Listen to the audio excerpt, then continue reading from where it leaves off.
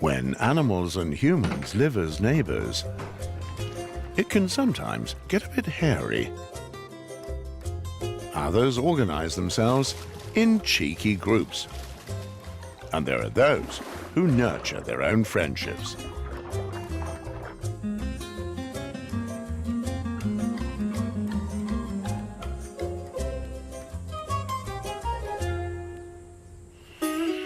Shirakawago village in Japan is a UNESCO World Heritage Site.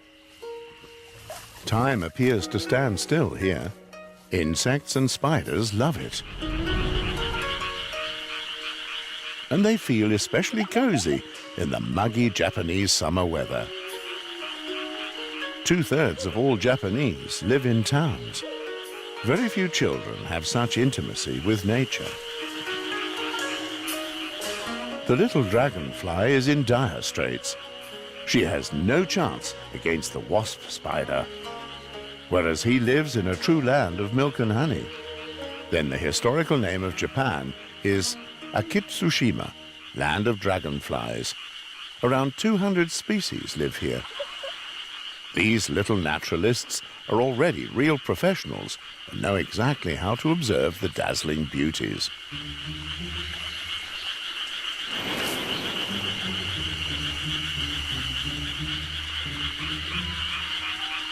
This cheeky specimen is caught with a lot of patience and love. For farmers, dragonflies are the ghosts of rice plants and harbingers of the fertile autumn. For the children, they are a bridge to nature's beauty. It's not quite as contemplative in Nikko. The temples and shrines are popular destinations for both Japanese and tourists. This trio is world famous, the wise monkeys. Hear no evil, say no evil, and see no evil. But in Nikko, monkeys are not only carved out of wood. Here, whole gangs of them create their mischief. The cheeky Japanese macaques steal treats from stores and fill their bellies with them.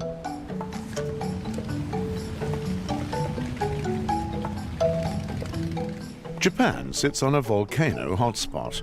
The advantage, in some areas, people heat their homes and cook with geothermal energy. Spa treatments in Japanese. Here, this means to forget the hectic day and meet for a chat in hot thermal springs. The hot bath has a long tradition, and the Japanese enjoy its healing effects. But not only humans have to shake off the daily stress. In Hell Valley on Honshu, Japanese macaques visit their thermal bath every day to warm themselves up and relax. As the saying goes, what's good enough for man must also be good for the monkey.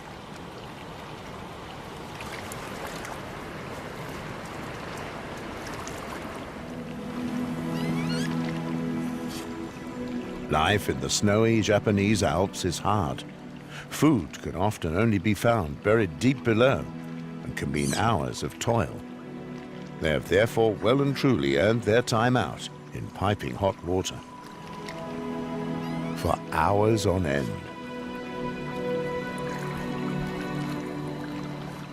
Stretching. Snoozing. Body care. And endless cuddling. Life can be so good. In 1963, the first monkey female was observed bathing in the hot spring. This quickly made the rounds amongst the other monkeys, and more animals followed her into the pleasantly warm water. Since then, bathing has been one of the favorite pastimes of the Hell Valley snow monkeys.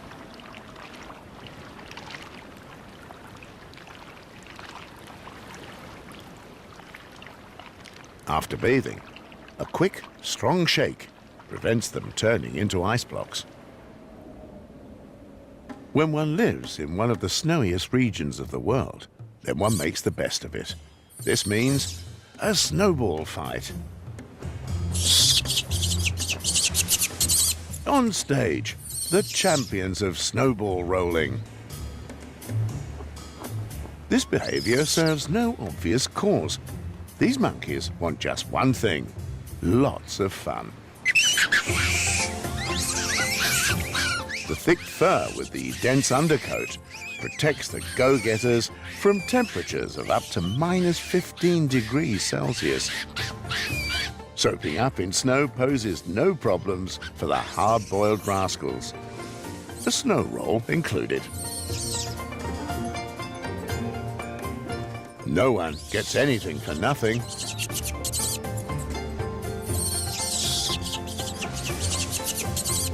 The neighbors cleverly register the caboodle's antics from a safe distance.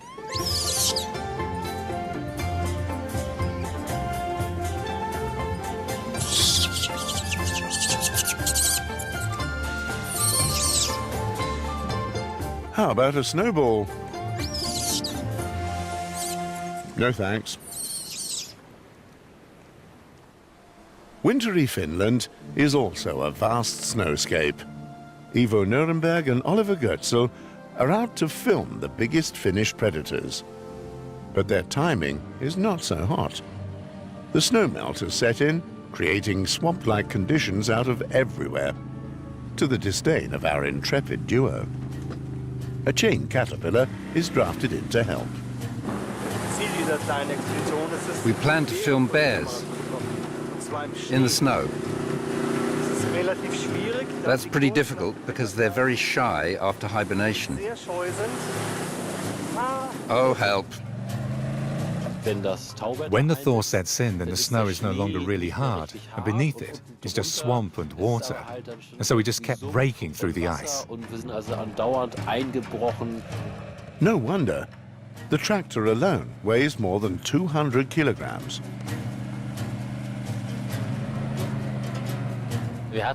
We really had a lot of trouble getting back to our camouflaged hideout for the bears. Even on the final meters. But the lads are not to be beaten. Nature filmmakers on a mission.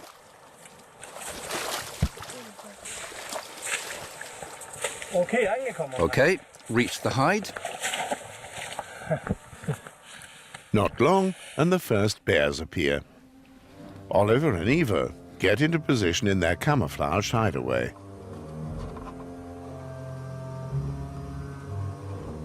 Having just awoken from hibernation, the brown bears are curious as to what is happening outside. The remote-controlled camera in the snow is, of course, examined thoroughly.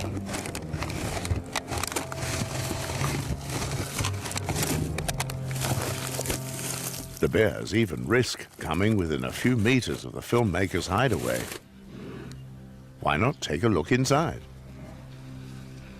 This is, of course, a great experience without binoculars or a camera, to have brown bears so close that you can't film them anymore, because you can't get your lens in focus at all. We once had a young bear who actually knocked on our door and wanted to look in, claws and all. We had to hold the door closed tight from the inside. An animal filmmaker should always keep calm. Then you hope that you can keep the door closed, that it can't get in. That was the only situation where things got a bit hairy.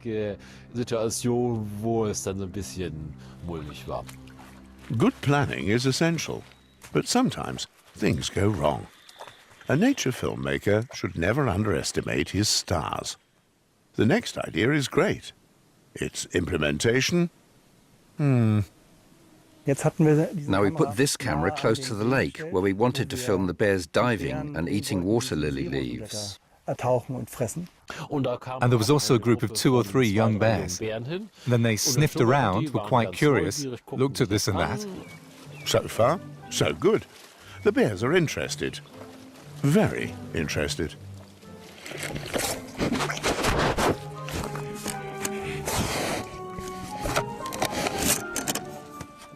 I had this camera with a ratchet, with a rope attached to the handle and hung it on a tree, so that if they found it and played with it, it wouldn't be dragged into the water. But these bears were very clever and brazen and just tugged on the tape and the ratchet, causing the tape to stretch. An dem Band an der Ratsche so gezogen, dass sich das Band leider dort verlängert hat. At one point, a bear came and rolled it straight into the lake.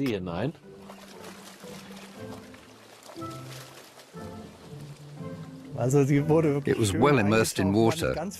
Not completely sunk, it was just immersed in the water.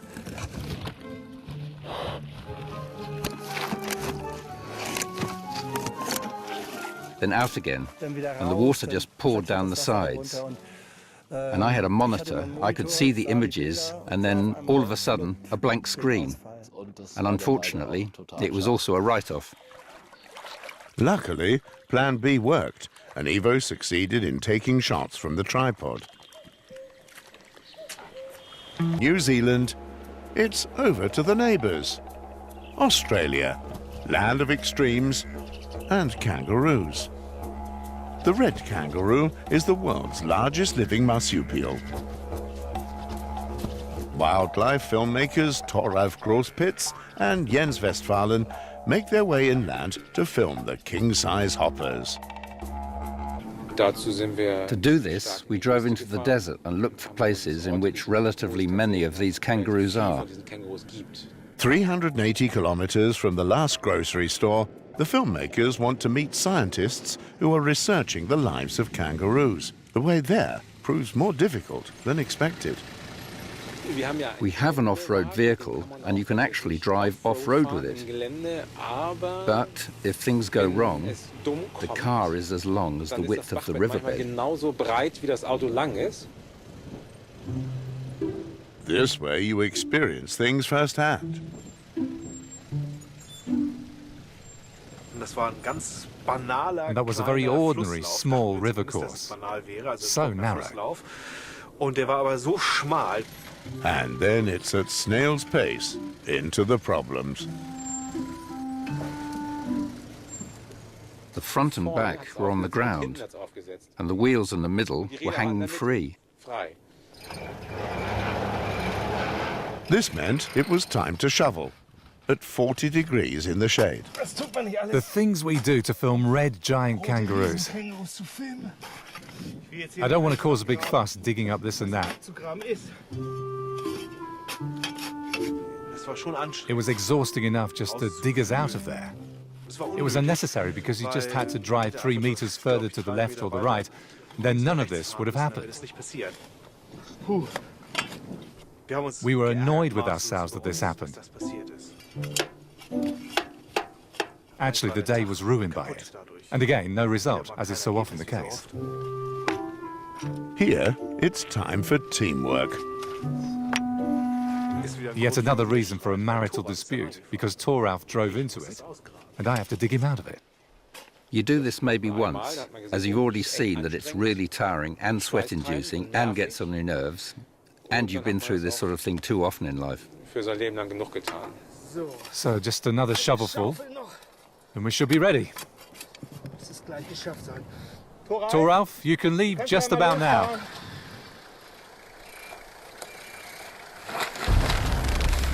Enough sport for one day. Time at last to see the kangaroos. The red kangaroos are true jumping champs. They can jump distances of up to 9 meters and 3 meters high. At birth, they are no bigger than a jelly baby and only poke their heads out of mum's pouch after around 6 months. The youngsters first practice being boss.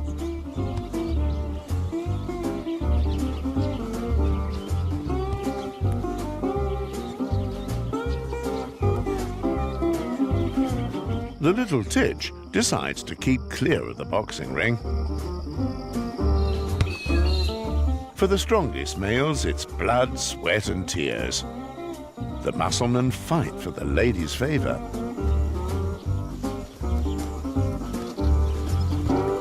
Knockout! We have a winner. And he basks in the glory. The little fan doesn't seem very impressed.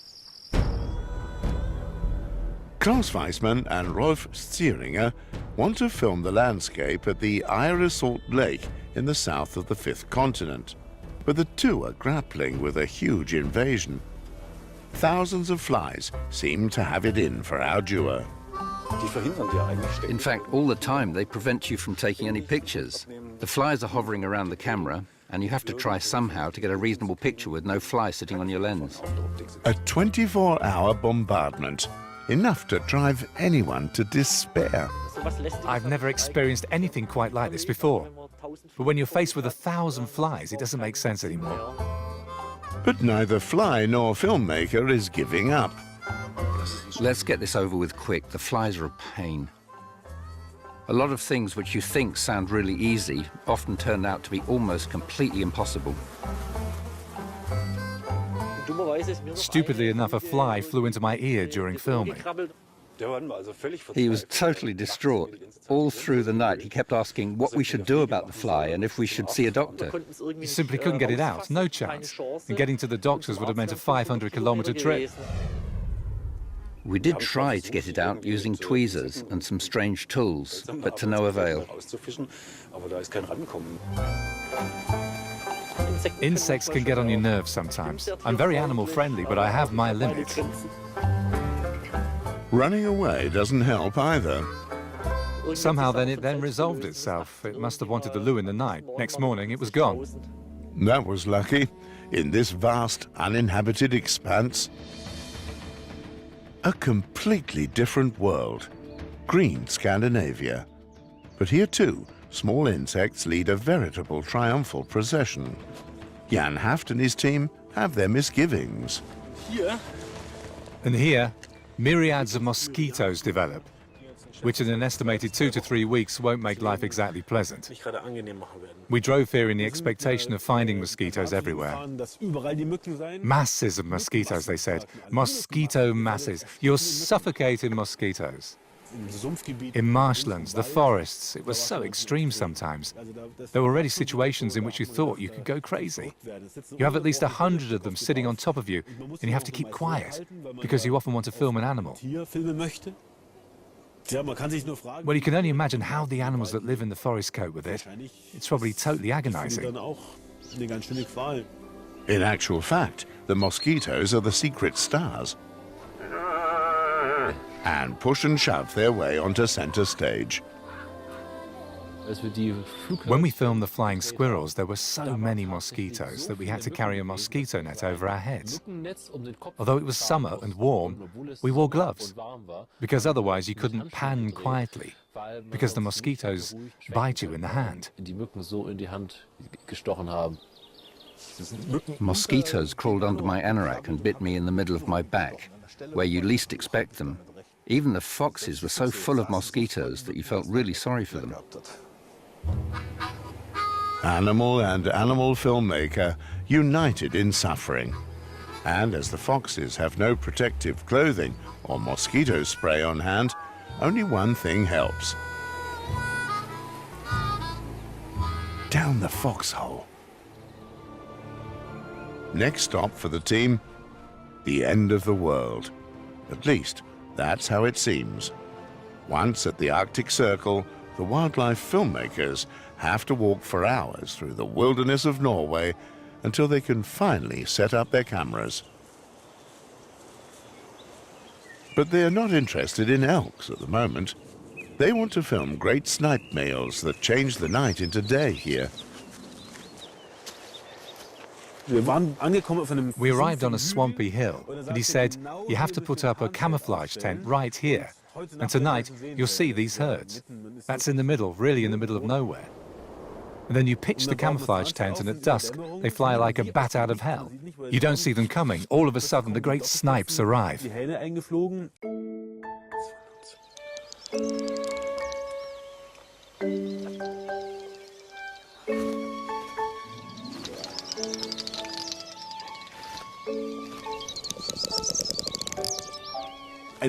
A graceful movement, and that from a guy in a big hat. We're surrounded by at least 10 great snipes. What a spectacle. They're doing their courtship thing and try to get rid of the competition. These are traditional mating places, and we simply don't understand the reasoning. But in these places, the males have to show the ladies just what they can do. When it clicks, the most attractive get married.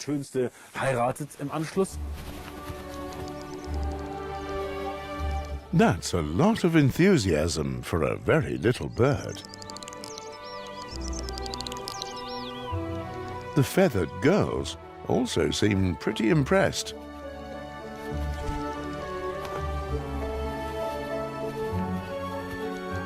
And since it never gets completely dark in the far northern summers, the wildlife filmmakers can capture unique footage in the most beautiful light. Mosquito plagues and endless hiking have paid off yet again.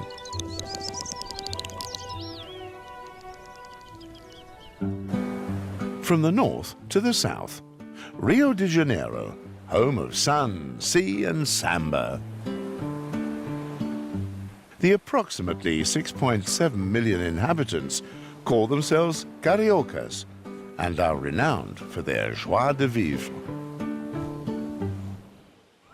After a 15-minute drive, one arrives at the other side of the party capital, the jungle.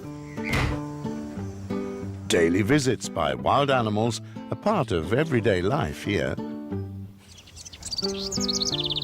Even on the 10th floor of a modern apartment house, one is never safe from wild neighbors.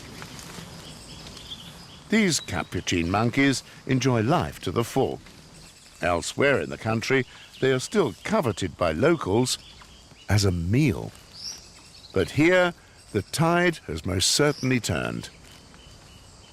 They are the smartest monkeys in South America, and anyone who meets them finds that out very quickly.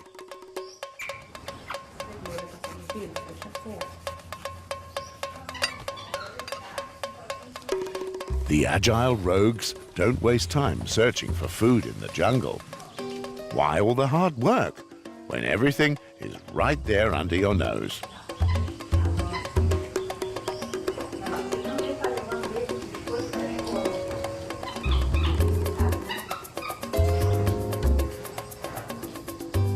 It's 7 o'clock in the morning, you have an appointment, and you want to be on time for breakfast.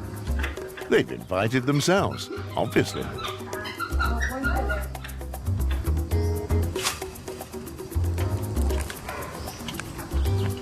But the service today is a bit slow.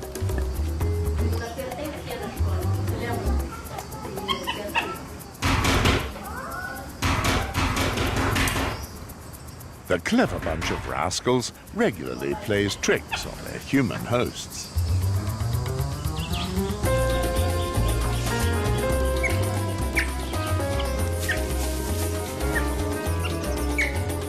A raw egg is a good source of protein and a welcome change from their otherwise pure diet of fruit.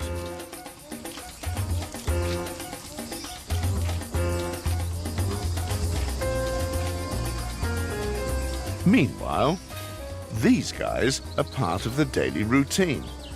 Most Rio de Janeiro residents enjoy sharing their lives with their wild cousins. Young Capuchin monkeys aren't exactly fussy. They take anything edible that they can get their nimble fingers on. Life in the jungle, after all, is tough enough.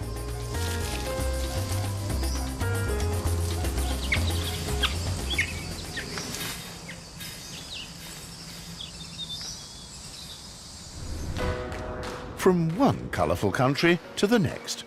Here too, wild nature and huge metropolitan areas are side by side. South Africa. Mirko Tripanek and Michael Riegler are on the lookout. They're hoping to get some rare servals on film. The first stop is an old farm. The welcoming committee is already on hand. The young man behind Mirko expects a little more, shall we say, accommodation? This is Winky. You have to watch him like a hawk, because he steals biscuits and other things. And when he's not busy stealing food, then he's fighting for your attention elsewhere. Here, he's knocking on the window, and I personally think he even eats the window paint. I'll go and give him something a little more nutritious. Will the ostrich prefer greens to window paint? Winky seems thrilled. No, not in my hands.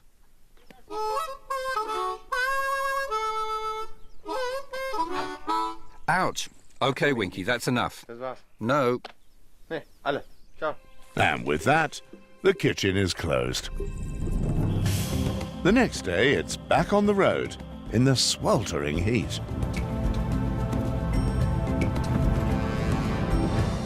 But the two of them have a problem.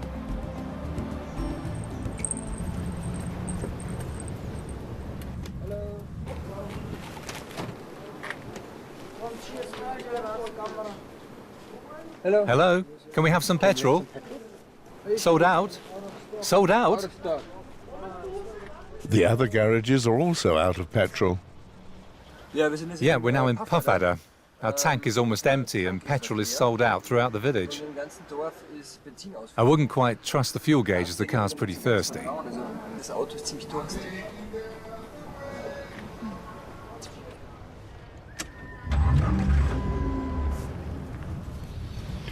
Okay, then we'll just have to give it a try.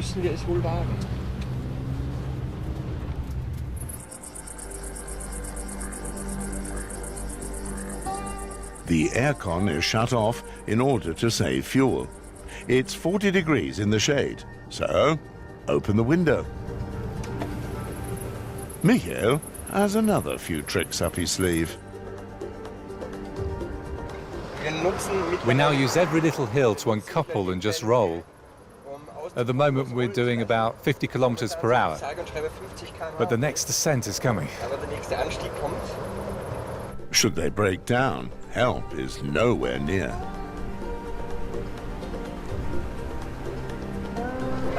I mean, I really hope that they still have fuel. Otherwise, we have a really big problem. There's not even any accommodation or anything there. 60 kilometers between hope and fear. So we just drove past a sign that said it's 8 kilometers to the next garage. And I'm hoping now that it really works out because the fuel gauge needle is pointing to E for empty. And if they don't have fuel, then we probably have to spend the night in the car and wait until at some point the tank truck arrives and brings supplies. At last, a few houses come into view. The tension mounts.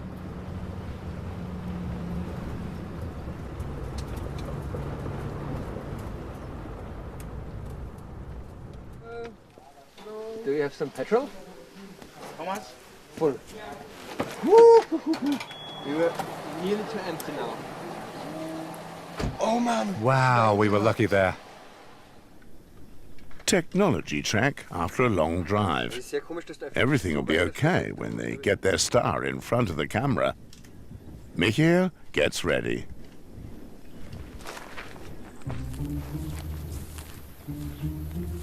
He's what it's all about, a young serval. Michael has the opportunity to film the young, semi-tame cat before it's released into the wild.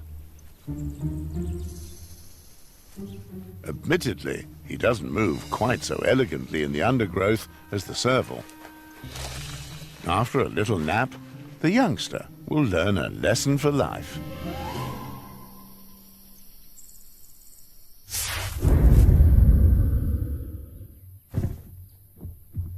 A mole snake. The young serval has never seen anything like this before. The reptile is not poisonous, but its bite can be really painful. The cat's hunting instinct is awakened. Snakes belong to its prey spectrum. Michael doesn't intervene, as the young serval needs to learn how to deal with snakes. And he does.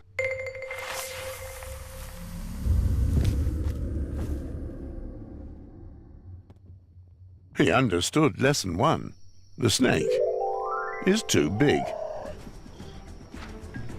Attention! Elephants on their way. They are the largest land mammals in the world. In Botswana, about 130,000 of the grey giants still live and march across the country along their ancient hiking routes. But their habitat is shrinking fast. There, where their paths come into contact with ours, worlds collide. The animals orient themselves with the help of their fine sense of smell and acoustic fields. Jens Westphalen is on hand with the camera, watching the pachyderms in their search for water.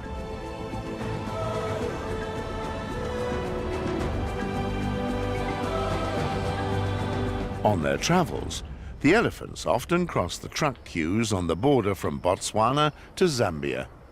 Conflicts are not uncommon.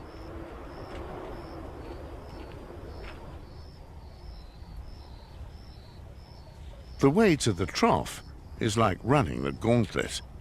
The solution? Composure on both sides. Off now to yet another national animal of Africa, the lion. Tourists visit the big cats 24/7. These candidates already know all about composure. Fantastic for Jens Westphalen and Thoralf Grospitz. They get some fabulous shots.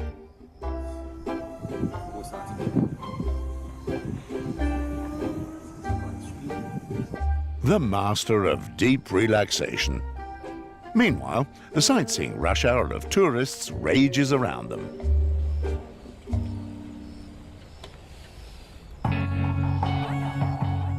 The lion slumbers through the hustle and bustle.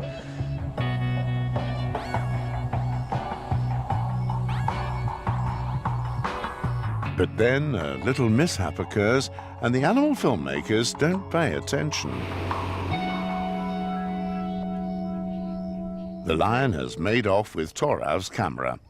Now, let's have a look and see what this thing is for.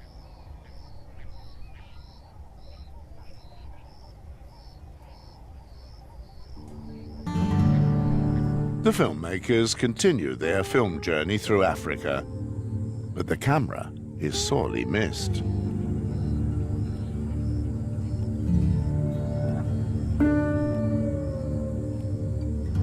A few weeks later, the two of them decide to go and look for it.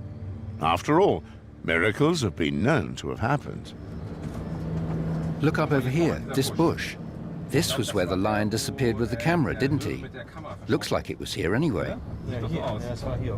Yeah, that was here, definitely. We can look again, though. It looks a bit different here now, doesn't it? Yeah, no more grass. But I think it was here. Doesn't sound very confident. Wait, hang on a minute. I think I can see the camera. I can see the camera. What? Yeah, I can see it. 3 months later and you can see the camera. That is the camera. Absolutely. The lion obviously felt merciful. It's still here, Unbelievable. as if on show. Yeah, but who put it there? No idea, the lion probably. Let's take a look. Carefully. Yes, it looks a bit dirty though. It's still on. If you press here, I just don't believe it. It's still okay.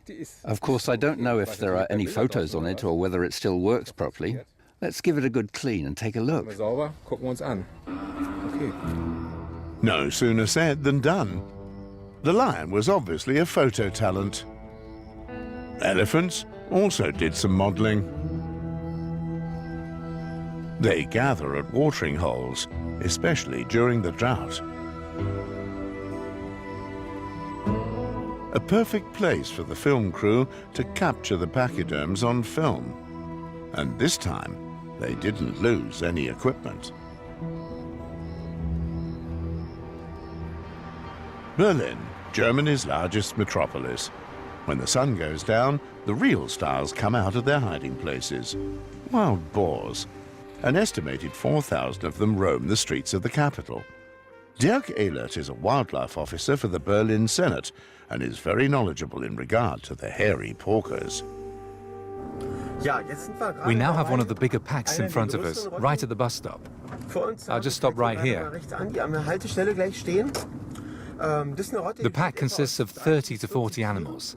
There's a strong renegade wild sow amongst them, about 3 or 4 years old. Very intelligent. And they feel completely at ease here, of course. Happy as pigs in, well, you know. They're just coming out of the forest. They're here at the stop now. It's also nighttime. So there are no human beings here, and they're searching for food on the side of the road at the moment. The young are about 2 or 3 months old by now. They follow the mother, and of course the others, and they see where there are interesting, delicious, nutritional food bases at the roadside. This is a well-known pack. They even go into the city area and are unfortunately very trusting. I say unfortunately because people feed them out of a misplaced sense of animal love. And even when the pigs can't be seen at night, one can smell and hear them. And the next day, the spectacle continues. Now the animals are so confident, they leave the forest by day too. Many of the people in Berlin's Grunewald district are anything but thrilled. It's hardly what one could call enjoying a relaxed afternoon stroll through the park. I was going along here. The sow was directly here on the side. I carefully walked by, looked around, and suddenly she looks at me and takes a run at me. I just took a bottle and whacked it over her head, and bam, that did the trick. Disputes with a 120-kilogram boar can end very badly. The pigs feel at home in town now because several people still feed them. Despite it being illegal, pig fans are in no mood to listen to reason. And so the animals have lost their natural timidity. The pigs are happy, but the forester can't share their enthusiasm. Complaints are all directed at him. Just 30 meters into the forest, he finds pigs' feeding grounds. This wild sow was about to enjoy a cozy afternoon with the family. When I said that the pigs run around here, I was almost laughed at, and I don't know if it was you or your predecessor. I was here already. I told them they go by here between 4 and 4:30. The forester just said to me, "That's so unlikely, no way." You mean in the afternoon? Yes, in the afternoon. They go by here in the afternoon. They begin running around just after 3. You can see the place where they feed them, and it's not just one type of person feeding them. They come from all walks of life. This woman has been feeding her wild boars in Tegel Forest for decades, and she's not the only one. The more food there is to go around, the higher the pig's propagation rate. More and more come through the thicket here. A very risky situation. Wir sind ja schon gewachsen, ja.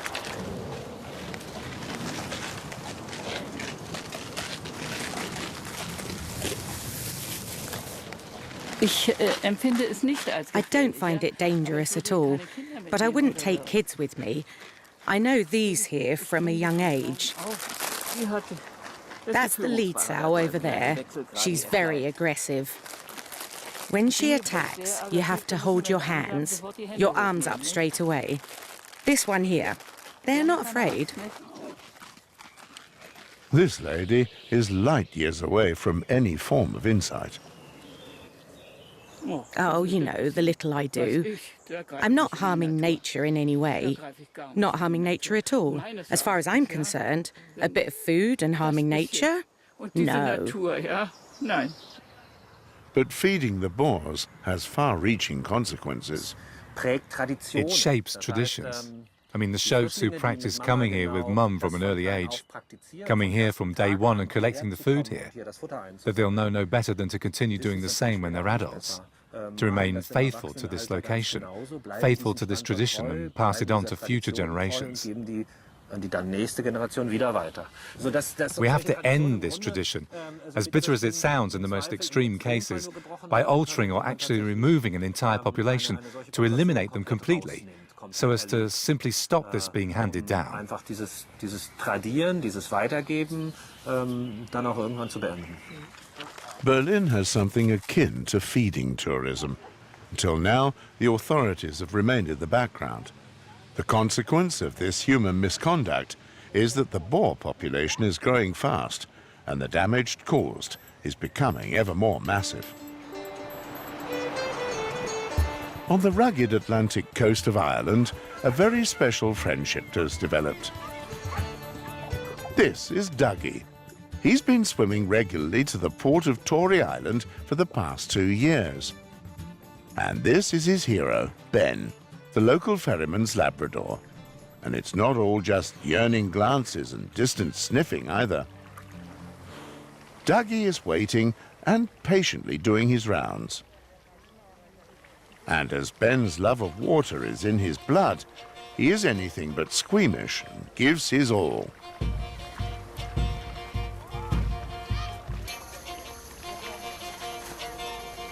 After all, one is a real-life ferryman's dog.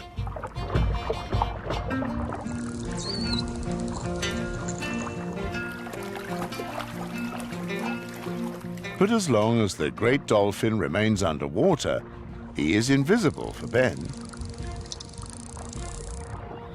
It's fun to make a big splash, but he can't dive.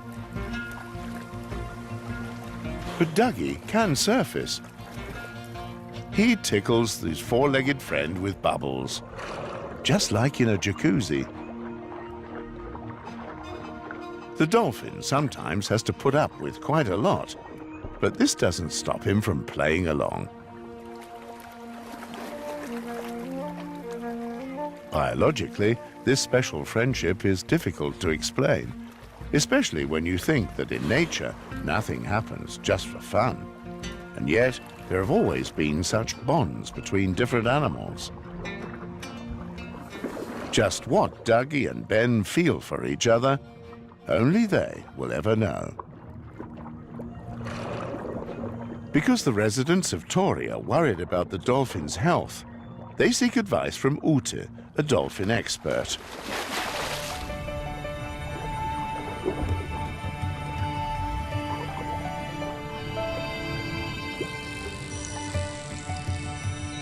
She contacts Dougie, and the two of them scrutinize one another carefully, or rather the echo sounder. Dolphins produce high-frequency click sounds with which they scan their counterpart.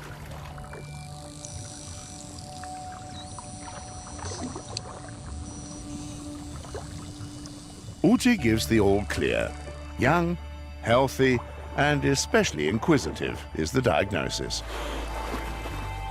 Dougie probably once followed the ferry, met Ben in the harbour, and ever since appears to enjoy playing with the dog.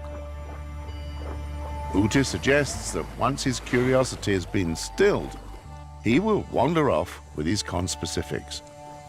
Okay, then have fun playing, you two. The Mafue Lodge in northern Zambia. People like to go on holiday here. But these guys also enjoy being here. Each year at the same time in November and December, the elephants show up and do the rounds.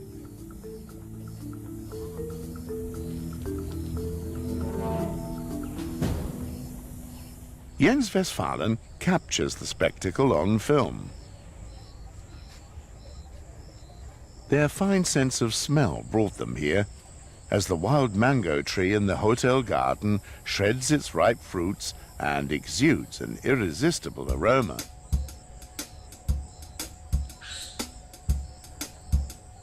Tasty for the elephants and fascinating for the guests. The mango tree was here long before the hotel and the people arrived, meaning that the pachyderms have certain tribal rights. A true gourmet temple. For the monkeys, there's more than enough to be found in the elephant dung. The hotel guests prefer a meal in the restaurant, They're glad about the unusual visitors that have become somewhat of a tourist attraction.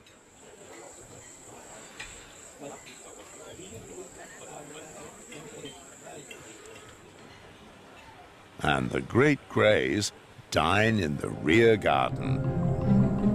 There is, however, a slight hitch. To reach their picnic, they have to go through the lobby.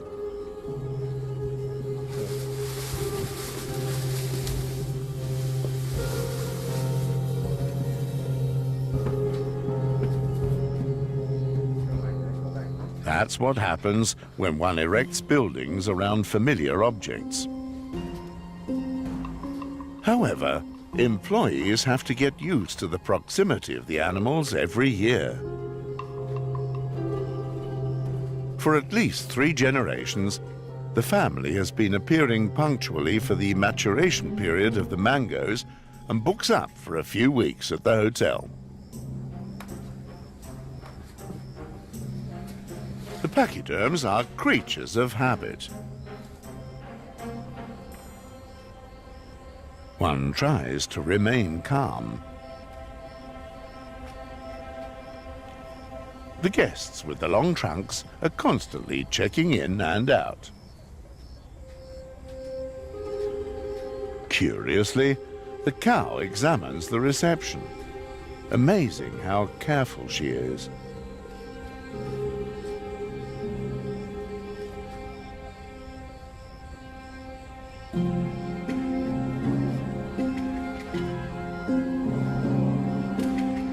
None of this bull in a china shop nonsense here. Junior, too, takes a curious look around.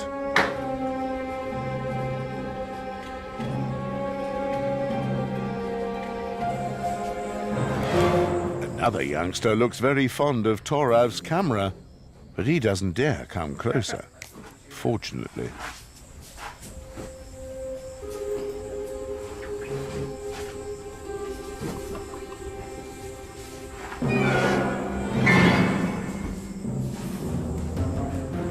On your heels, turn. As if acting on a command, the guest seems to listen to Thoralf. Once more through the hotel lobby and over the staircase, and the whole spectacle is over for this season. On their way home, the young wild ones play a bit of football.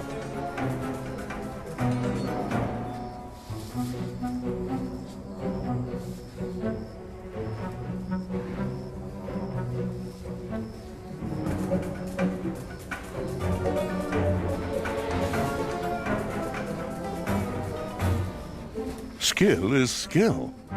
The entire fan curve is astounded.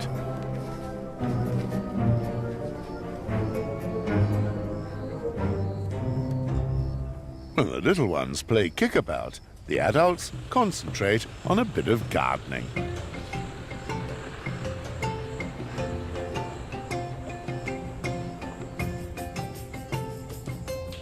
No one else can get any near.